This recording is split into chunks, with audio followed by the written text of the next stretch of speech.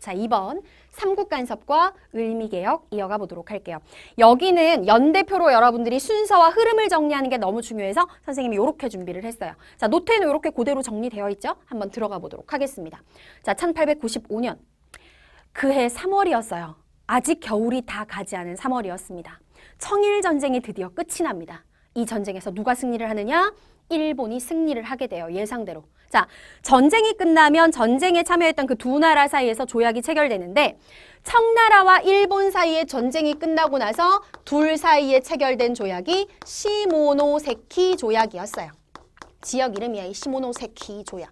자, 시모노세키 조약이 체결되는데 이 시모노세키 조약에서 이제 당연히 청나라가 졌으니까 일본이 뭘 되게 많이 가져가겠죠.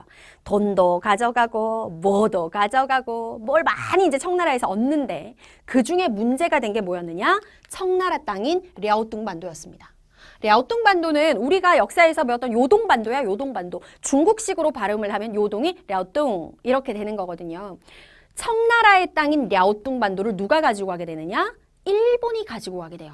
이게 시모노세키 조약에 있는 내용이죠. 자, 랴오뚱반도라는 지역은요, 뭐 지도를 보시면 알 수 있겠지만 굉장히 중요한 곳입니다.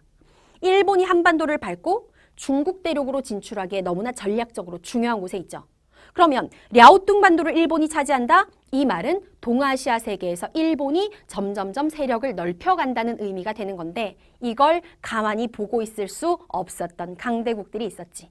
자, 가장 먼저 첫 번째, 러시아. 러시아도 남쪽으로 내려오고 싶잖아요.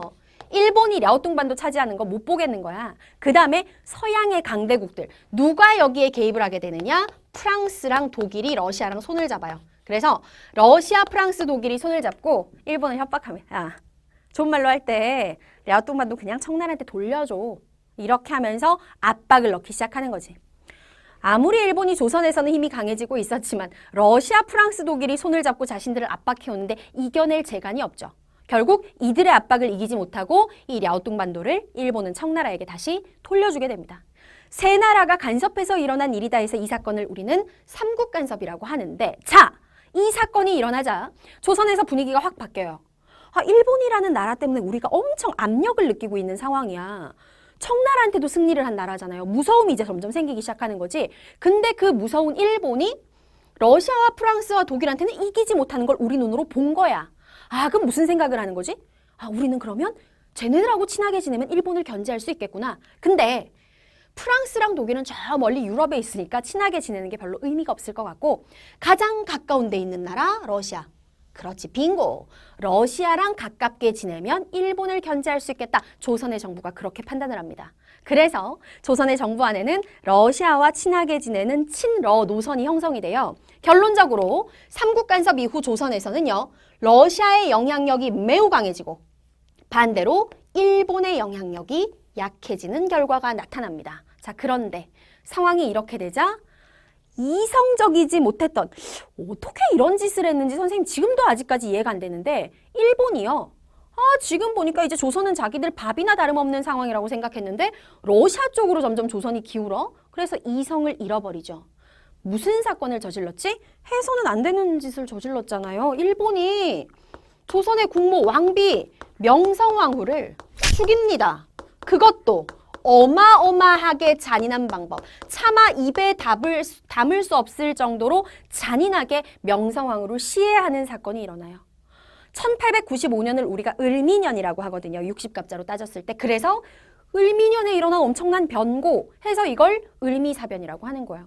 당시에 일본은 굉장히 계획적으로 야쿠자들, 그 일본 깡패들 야쿠자라고 하잖아, 자객들을 경복궁에 침입을 시키고요. 명성황후를 찾아내서 시해하게 하는데 그 당시에 일본이 얼마나 우리를 우습게 봤는지를 알 수 있는 게 명성황후를 찾아서 시해하는 사건을 일본은 여우사냥이라고 표현을 했어요. 여우를 사냥한다라는 거죠. 지금 생각해도 진짜 열받는 거지, 그지? 이런 사건을 벌였습니다. 이게 을미사변이고 자, 조선 왕실의 분위기는 확 바뀌었겠죠. 일본에 대한 극도의 두려움과 공포가 커져요. 이런 상황에서 일본이 강력하게 압력을 넣으면서 야, 중단됐던 갑오개혁 다시 실시해. 이런 분위기가 전개되는 거야. 그래서 다시 이어진 개혁이 을미개혁이에요. 연도는 한 해 지났지만 어쨌든 갑오개혁이 중단됐다가 다시 실시된 거다. 그래서 3차 갑오개혁이라고 우리가 표현을 하기도 합니다. 자, 이때 어떤 개혁들이 이루어지느냐. 일단 첫 번째, 너네들 음력 쓰지 말고 양력 써. 태양력. 지금 우리가 쓰고 있는 날짜 계산 달력이 태양력이에요. 태양력 사용해라. 그 다음에 이제 우리나라 사람들의 반발을 엄청나게 많이 가지고 온 거 단발령. 조선시대는 남자들도 다 머리 길렀던 거 알죠?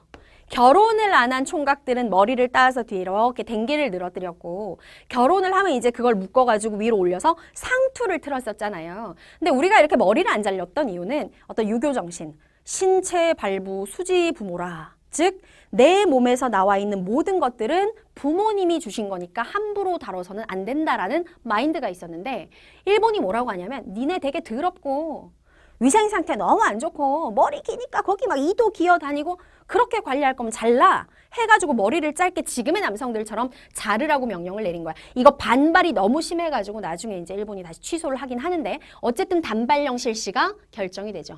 자, 그 다음에 근대적인 우편 사무 실시. 이건 뭐 말 그대로야. 편지 보내고 소포 보내고 편지 주고받는 이걸 근대적으로 사무를 개혁했다라는 뜻이고요. 마지막으로 을미개혁이 일어난 그 해에다가 의미가 있다 그래서 연도에 호칭을 붙입니다. 그 호칭이 건양. 즉 을미개혁이 일어난 1895년이 건양 1년이 되는 거예요. 이런 식의 연호를 사용하게 했습니다. 자, 이게 을미개혁 때의 내용이죠. 자, 그럼 한번 봐봐. 지금 1895년 짧은 1년이라는 시간 사이에 너무 많은 일이 일어났어. 특히 명성황후를 죽였어요. 고종 자신도 언제 죽임을 당할지 모른다는 두려움, 사람이라면 당연히 있었겠죠. 일본의 눈을 피해서 바로 다음에 1896년 초에 고종이 궁을 떠납니다. 탈출을 한 거죠. 그래서 어디로 가게 되느냐?